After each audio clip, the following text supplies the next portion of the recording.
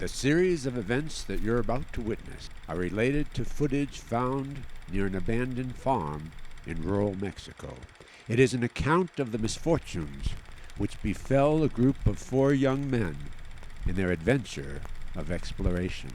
It is all the more tragic in that they were young, but had they lived very long lives, they could not have anticipated, nor would they have wished to observe, as much of the mad and macabre as they were to see that day. For them, a pleasant summer drive became a rock and roll nightmare. What they found that day uncovered one of the most sadistic and atrocious slaughters in the annals of criminal history.